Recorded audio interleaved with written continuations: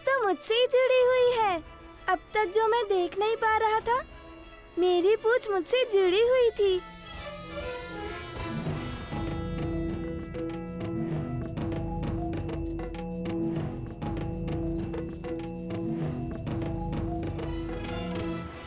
देखो, अब तुम मुझसे कभी नाटक नहीं करना।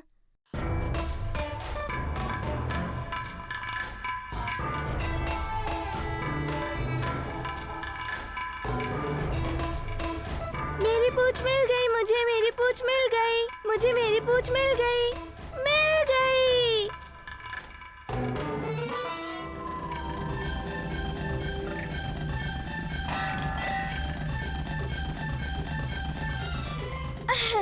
समझ गए? अभी तुम कहीं पे छुपना मत, ये मेरा आदेश है और मेरा आदेश तुम्हें मानना ही होगा, क्योंकि तुम मारुति की पूंछ हो। क्या तुम सच में मेरी पूंछ हो?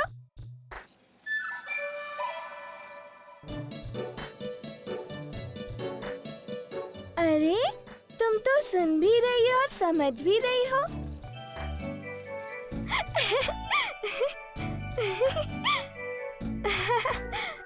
अच्छा, तुम्हें तो बोलना भी आता है और तुम लंबी भी हो और सुंदर भी। वो तो होना ही है, क्योंकि तुम मारुति की पूंछ हो। बहुत अच्छे, बहुत अच्छे। अब मैं भी तुमसे अपने सारे काम करवाऊंगा, जैसे सभी अपनी अपनी पूंछ से अपना काम करवाते हैं, बिल्कुल वैसे ही। हाँ, तुम्हें भी मेरा कहना मानना होगा। मानना ही होगा, जैसे सबकी पूंछ उनका कहना मानती है। समझ गए? समझ गए ना? अब से मैं तुम्हारा स्वामी और तुम मेरी पूंछ। अरे, ये तो मना कर रही है। वह वानर ही क्या, जिसकी पूंछ उसके वश में ना रहे।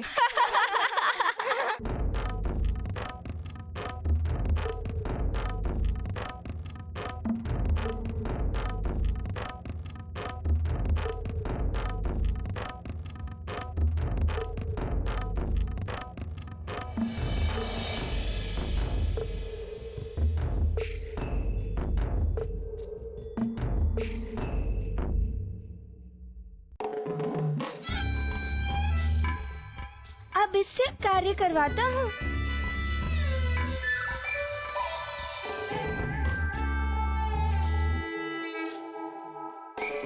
करो।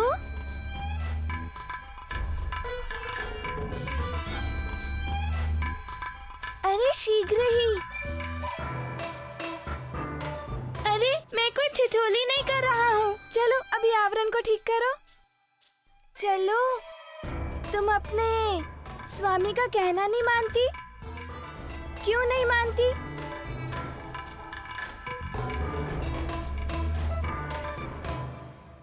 अवश्य, तुम्हें अभी कार्य करने का अभ्यास नहीं होगा।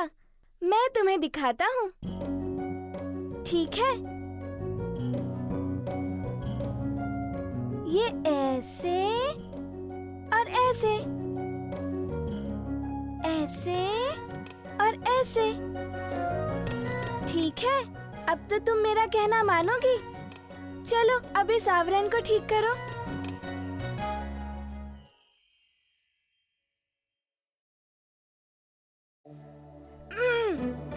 मैंने अभी तो तुम्हें अभ्यास करवाया, तो तुम मेरा कहना क्यों नहीं मानती?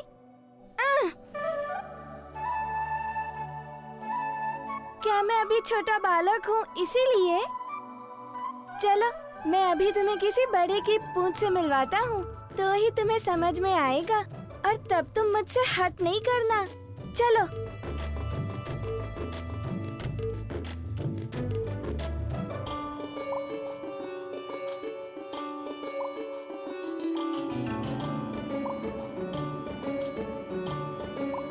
अरे वाह, इसकी पूंछ तो कितना काम करती है, पर मेरी पूंछ तो मुझसे हट करती है।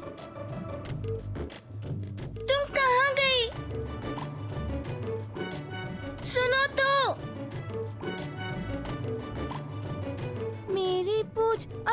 साथ ही ऐसा, ये ठीक नहीं है।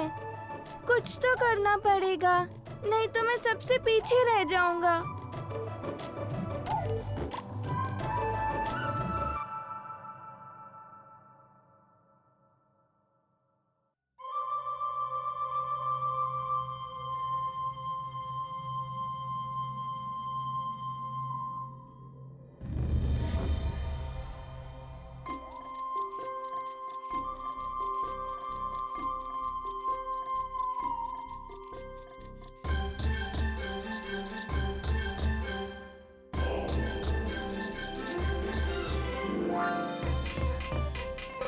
देखो देखो इसकी पूंछ को, उसका कहना मान रही है और इतने कठिन कठिन कार्य कर रही है।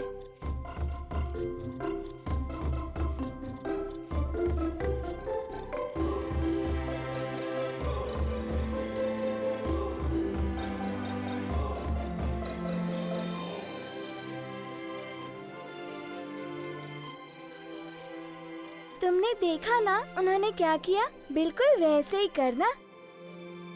इस पुष्प पात्र में से मुझे एक पुष्प निकाल कर दो। काम सीखने के बाद ना नहीं कह सकते तुम। चलो निकालो फूल।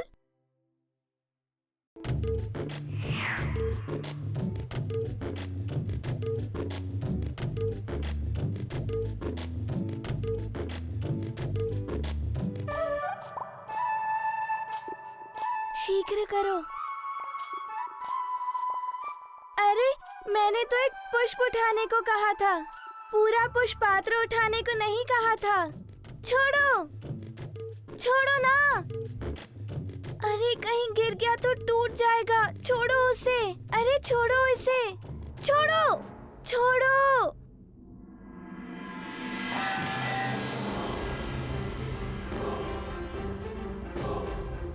अरे ये क्या कर दिया? पूरा पुष्प पात्र ही तोड़ दिया। अब मुझे माँ की डांट अवश्य ही सुननी पड़ेगी।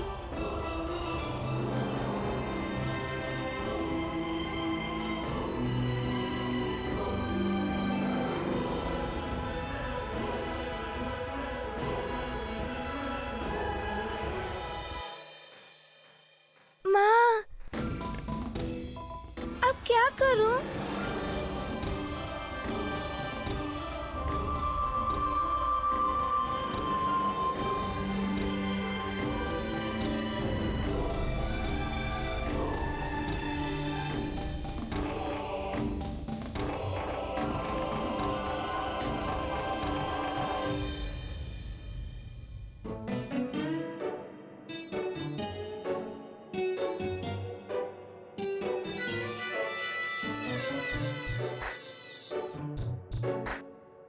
वाह, थक गई। बिना काम किए थक गई। तुम्हें पाठशाला भेजना ही पड़ेगा।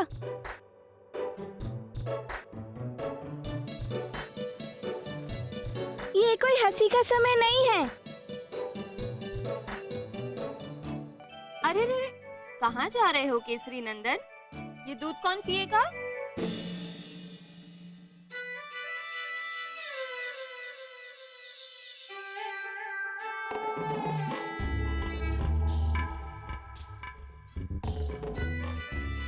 इस कक्ष की ऐसी दयनीय दशा किसने की? ऐसा क्या भूचाल आया यहाँ? अब बताओ, क्या मैं बता दूं तुम्हारा नाम माँ को? माँ, ये मारुति ने किया है। मारुति ने किया? पर क्यों? माँ, आपके पुत्र को उसकी पूंछ मिल गई, इसीलिए वो आज बहुत प्रसन्न है। और उसकी प्रसन्नता देखकर आप भी प्रसन्न होंगी ना माँ? नहीं,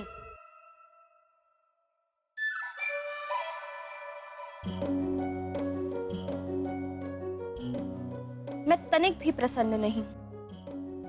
माँ की प्रसन्नता अवश्य ही पुत्र की प्रसन्नता में छुपी होती है, किंतु ऐसा पुत्र जो सुशील हो, सरल और आज्ञाकारी हो।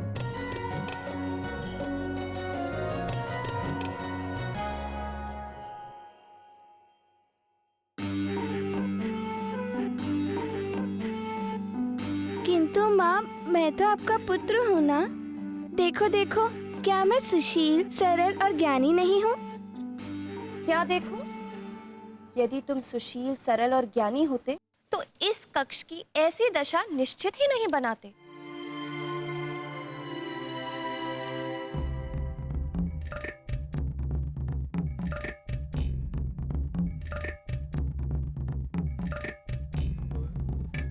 रुष्ट हो जाने से कोई बात नहीं बनेगी। अब जब तुम इस कक्ष को पुनः व्यवस्थित करोगे, तब तुम्हारी माँ अपने प्यारे पुत्र से बात करेगी।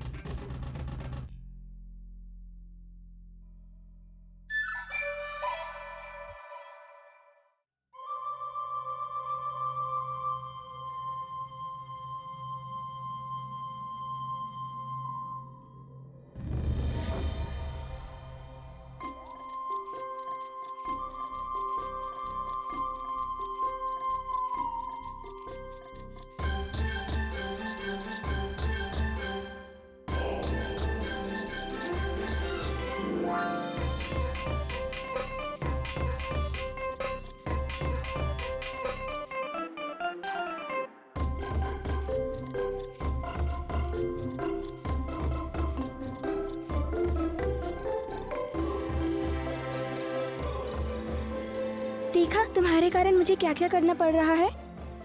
और मैं कभी रुष्ट नहीं होती थी मुझसे, और देखो आज तुम्हारे कारण वो मुझसे रुष्ट हैं।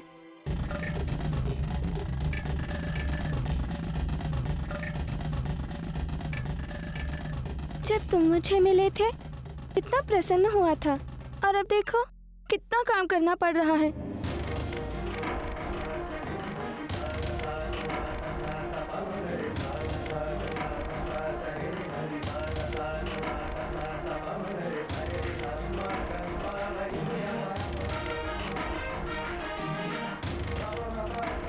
माँ, अब तो आप मुझसे रुष्ट नहीं हो ना? देखो, पूरा कक्ष व्यवस्थित हो गया।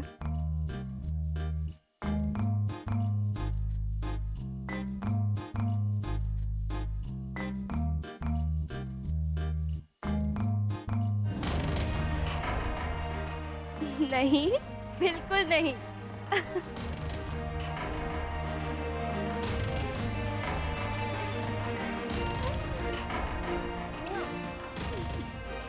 चलो, अब जल्दी से दूध पी लो। पता है ना, दूध पीने से मारुति बहुत शक्तिशाली हो जाएगा। अपने पिताश्री के समान धैर्यवान और बलवान बन जाएगा। सचमुच माँ? हाँ, लेकिन दूध पीने के बाद। माँ, पहले आप मेरे प्रश्न का उत्तर दीजिए, फिर ही मैं दूध पीऊंगा। पहले दूध, उसके बाद आप जो भी प्रश्न पूछोगे मैं अवश्य उसका उत्तर दूंगी। नहीं, पहले प्रश्न। नहीं मारुति, पहले दूध। पता है, जो अच्छे बालक होते हैं ना, वो सदा अपनी माँ की बात सुनते हैं। और आप तो सबसे अच्छे बालक हो, है ना?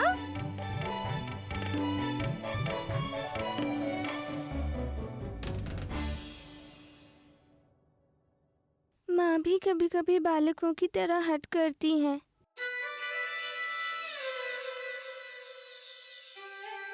अरे रे, पूरा पियो।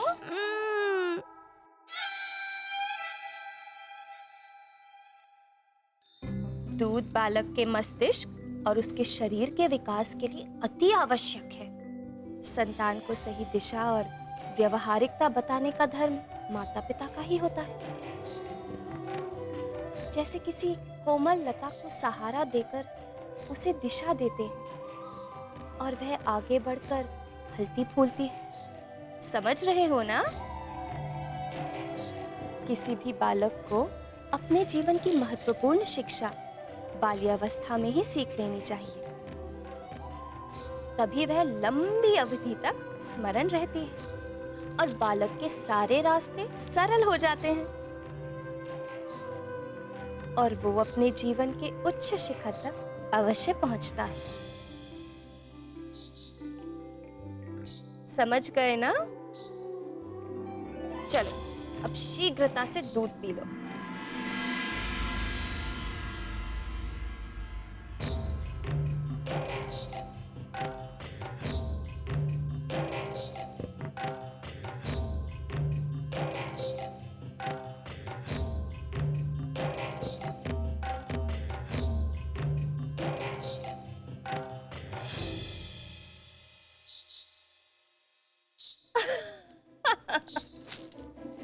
देखो कैसी मूंछ बन गई है तुम्हारे होठों पर।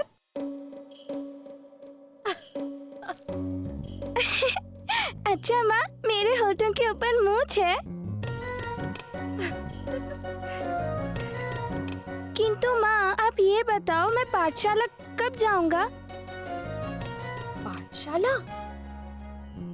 पाठशाला तो आप तब जाओगे जब आप बड़े हो जाओगे।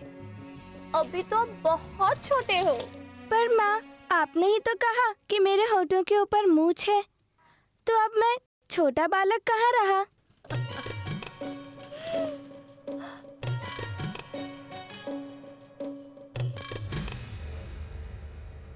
नटखटपन में तो नन्हे मारुति हमारे प्रभु से किसी भी प्रकार से कम नहीं थे। इसीलिए अंजना और केसरी उन्हें अपनी सुरक्षा में रखते हुए और भी अधिक सतर्क थे। नटखट बालक, वो भी वानर, और उससे भी अधिक अलौकिक शक्तियों का ज्ञाता। ऐसे में अंजना की दशा बड़ी विचित्र थी। वो अपने पुत्र की सुरक्षा में सतर्क तो थी ही, किंतु एक और विचित्र चिंता उसे मन ही मन में खाए जा रही थी।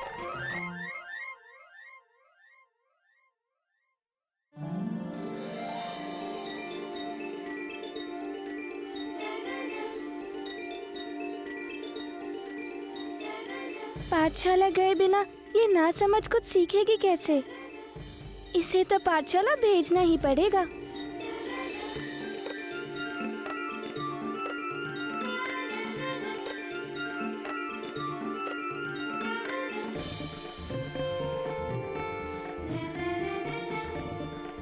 मैं समझ नहीं पा रहा कि तुम्हें कौन सा पाठ दूं। किंतु तुम तो दिखती बड़ी हो, पर तुम्हारी बुद्धि बिल्कुल बालक जैसी है। पूंछ की समस्या का समाधान ढूंढने मारुति पाठशाला चले गए।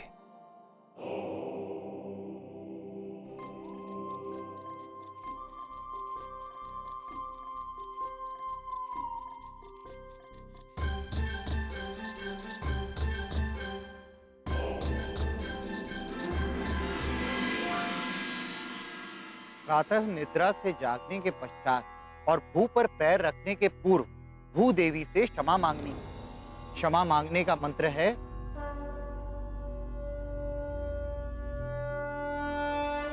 समुद्र वसने देवी पर्वत स्थन मंडिते। समुद्र वसने देवी पर्वत स्थन मंडिते। विष्णु पत्नी नमस्तुभ्यं पाद स्पर्शे क्षमस्व में। विष्णु पत्नी नमस्तुभ्यं पादं स्पर्शं क्षमस्व मे। समुद्र वसने देवी पर्वत स्थन मंडिते। समुद्र वसने देवी पर्वत स्थन मंडिते। विष्णु पत्नी नमस्तुभ्यं पाद स्पर्शे क्षमस्व में। विष्णु पत्नी नमस्तुभ्यं पाद स्पर्शं क्षमस्व मे।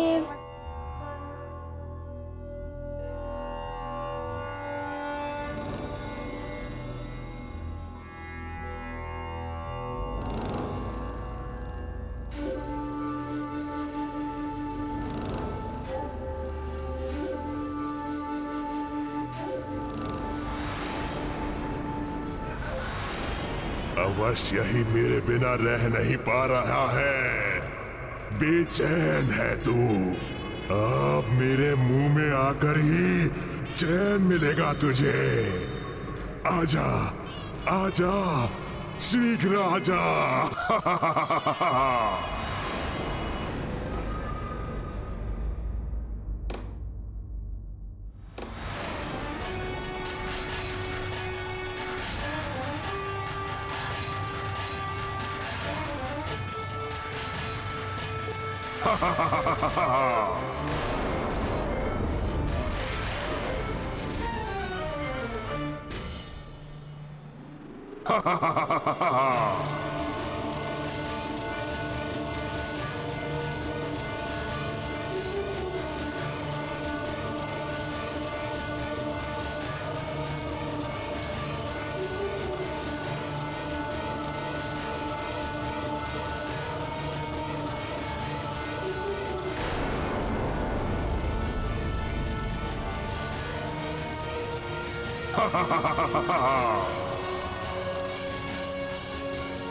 बचाओ बचाओ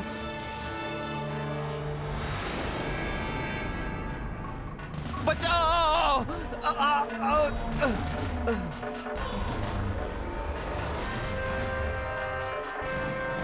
बचाओ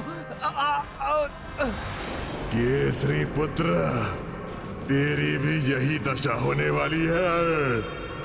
तेरा पिता केसरी कितना भी यत्न कर ले, अब मेरी पकड़ से बच नहीं सकेगा।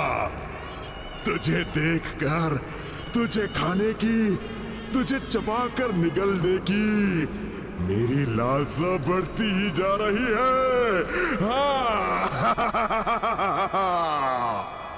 मारुति के नामकरण संस्कार से लौटने के पश्चात सुग्रीव के सम्मुख भी एक विचित्र व जटिल समस्या आ खड़ी हुई थी।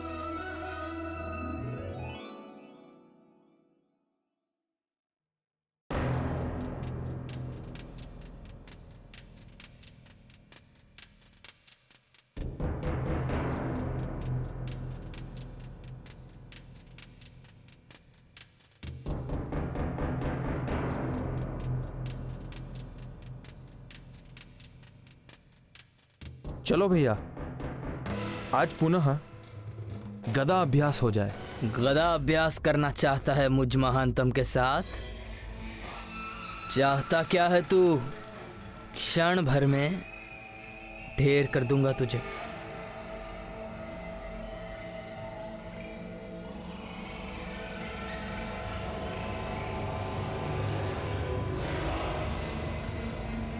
अभी गदा अभ्यास का आभास कराता हूं।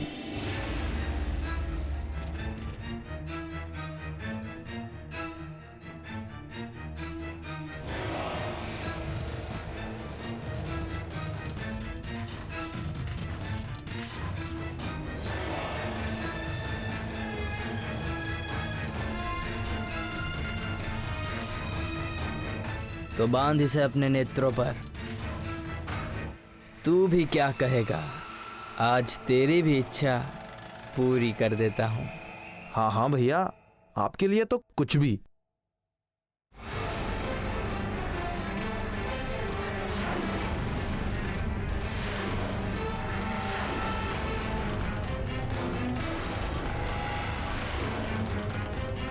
तैयार हो, किंतु सावधानी अवश्य रखना। मैं अपने प्रहार में कभी भी कंजूसी नहीं करता। हाँ हाँ भैया, तैयार हूं। या! पर भैया, आज तो मैं ही जीतूंगा। क्यों? आज तुम्हारी सहायता वो मायावी करेगा क्या? वो मायावी मरकट जिसके दूध के दांत अभी टूटे नहीं, वो तुम्हारी सहायता करेगा। भैया, ये गदा प्रतियोगिता तो आपके और मेरे बीच में है। इसमें मारुति को बीच में लाने की क्या आवश्यकता है?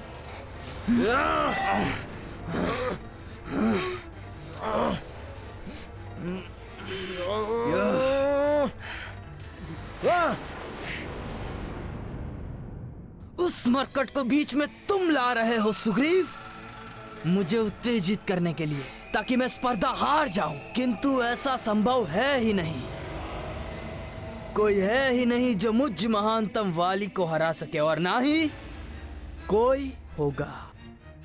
स्मरण रखना, मरकट के आने के बाद तुम बदल गए हो सुग्रीव। आज से पहले तुमने मेरा कहना कभी नहीं टाला था। मुझ पर कभी अविश्वास नहीं किया था, पर आज पहले जैसी बात नहीं रही। मैं बदला नहीं हूं भैया। मैंने सत्य का साथ कभी नहीं छोड़ा और आज भी नहीं। उस मासूम बालक से बैर आपको शोभा नहीं देता भैया। वो तो केवल एक बालक है। मासूम बालक है, यही कहा है ना तुमने? हाँ।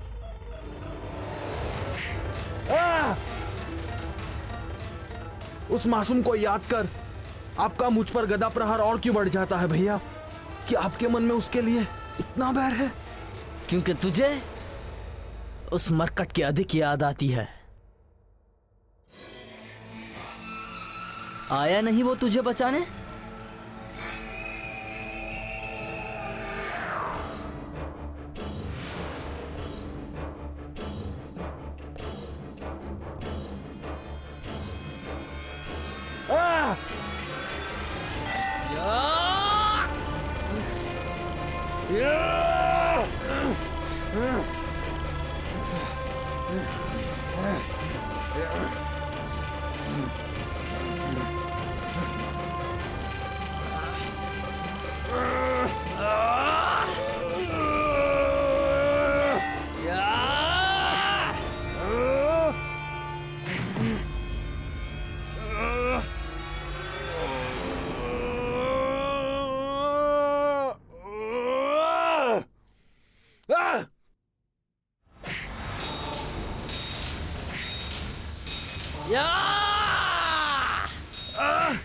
भैया, भैया रुक जाइए भैया।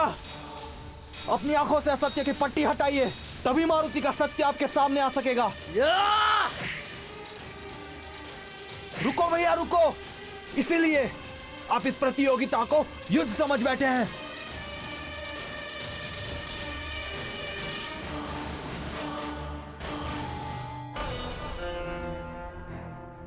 ये मैंने क्या कर दिया? उठो सुग्रीव, उठो सुग्रीव, उठो सुग्रीव। मैं तुम्हें मारना नहीं चाहता था, किंतु मुझ पर संदेह कर करके तुम मुझे बार बार क्रोध दिला रहे हो।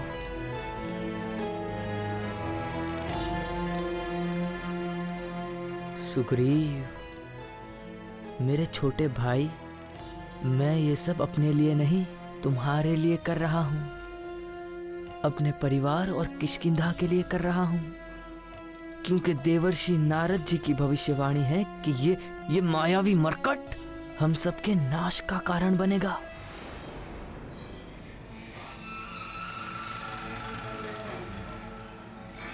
आपकी बातें सुनता हूं तो भैया बिल्कुल भी असत्य प्रतीत नहीं होती, किंतु जब बालक मारुति को देखता हूं तो मुझे वो मायावी नहीं लगता। मुझे नहीं लगता कि वो हमारे नाश का कारण बनेगा।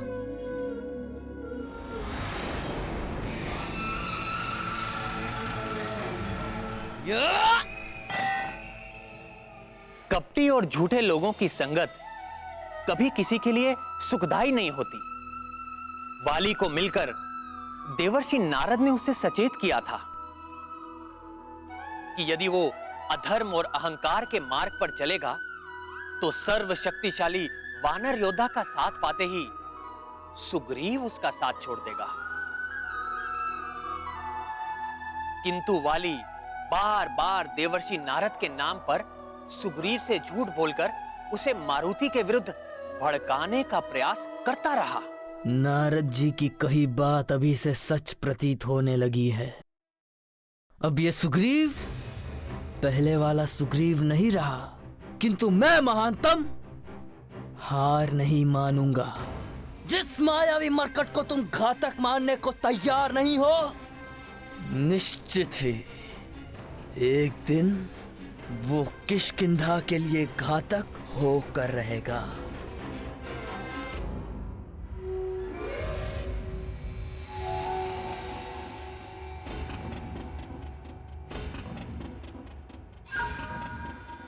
मैं वर्तमान में जीता हूं भैया, भविष्य किसने देखा?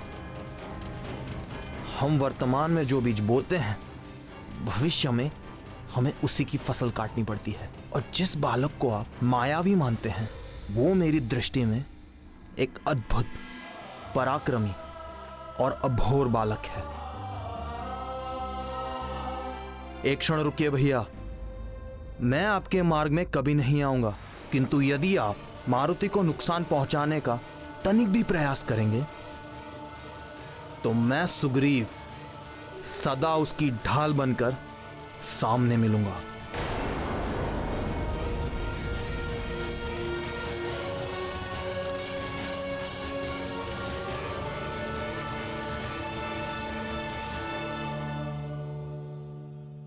तो मैं सुग्रीव मारुति की ढाल बनकर उसके सामने मिलूंगा। मारुति की संगति का प्रभाव सुग्रीव पर अभी से प्रकट होने लगा था। अब वो अपनी आंखें मूंदकर वाली की हर बात का विश्वास नहीं करता, बल्कि अपनी बुद्धि विवेक से विचार करने के बाद ही निर्णय लेता था। और पुनः मारुति के साथ क्या हुआ?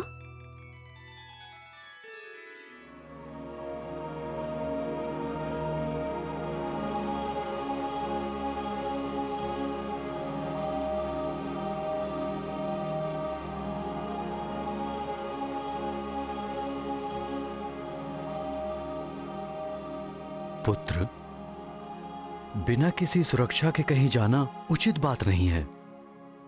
कहाँ चले गए थे? पिताश्री, मैं पाठशाला गया था। मारुति के अकेले पाठशाला जाने से चिंतित हैं। पाठशाला के पास तो वृक्षासुर का निवास है।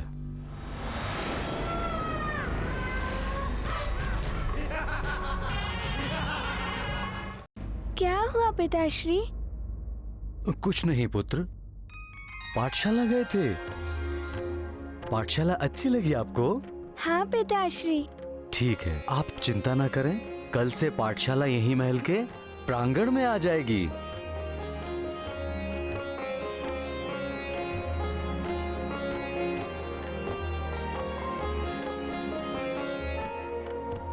ओम भूर्भुवः स्वः तत्सवितुर्वरेण्यं भर्गो देवस्य धीमहि धियो यो न प्रचोदयात्।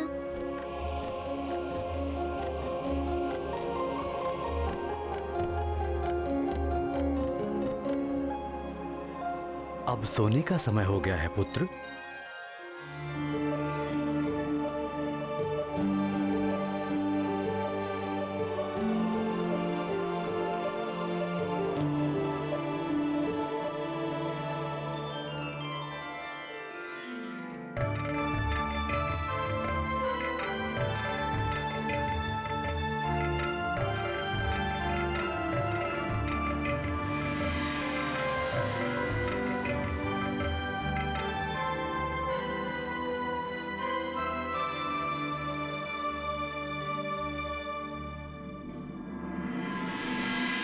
वह वानर ही क्या जिसकी पूंछ उसके वश में ना रहे।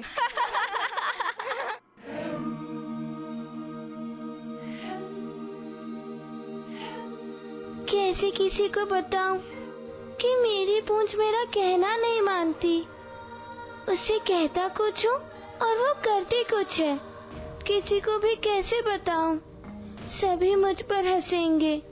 जब माँ को पता चलेगा तो उन्हें भी बहुत दुख होगा। समझ में नहीं आ रहा कि मैं क्या करूं।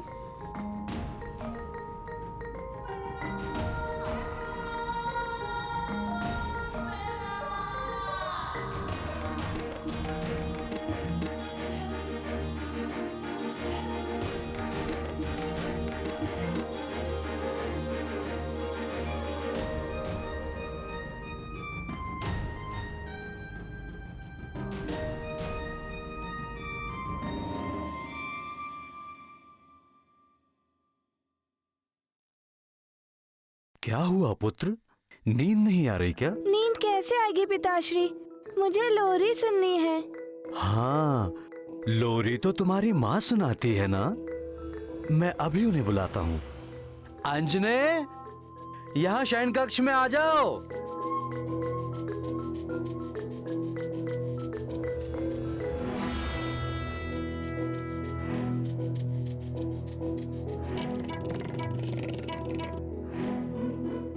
माँ, आप कहाँ हो? यहाँ शयन कक्ष में आइए। लगता है तुम्हारी माँ सुन नहीं रही है। चलो ढूंढ के आते हैं।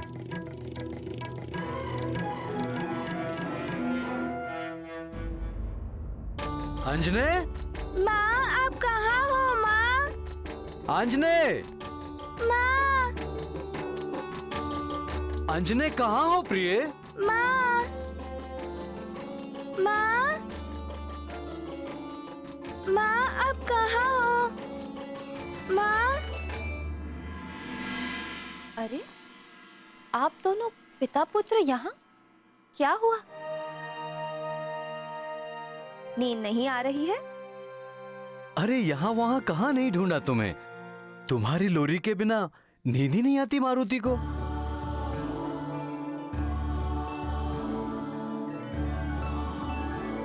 दो क्षण भी मेरे बिना नहीं रह पाए?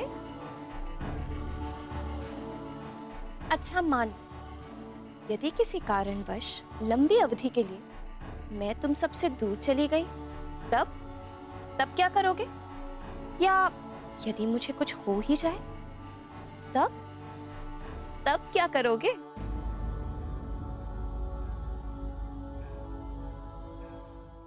यदि मुझे कुछ हो ही जाए, तब क्या करोगे?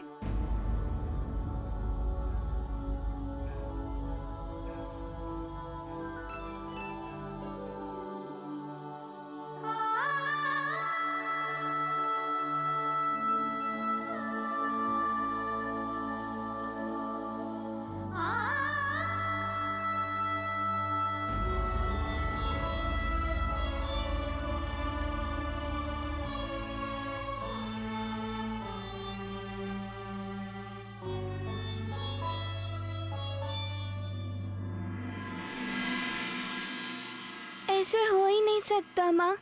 यदि ऐसा हुआ तो मैं आपको ढूंढकर यहाँ वापस लौटा लाऊंगा।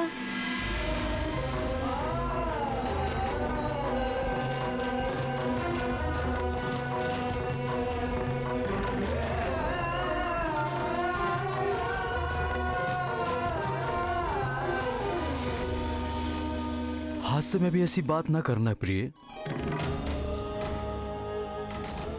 पुरुष अकेले सारे संसार पर नियंत्रण पा सकता है, लेकिन जब बात उसके परिवार और संतान के पालन पोषण की आए तो वो विचलित होकर टूट जाता है।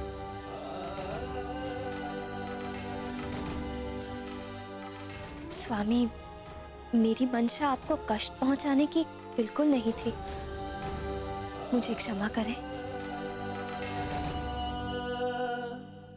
हम दोनों का जीवन मारुति के लिए प्रिय है, ये बात सदैव स्मरण रखना।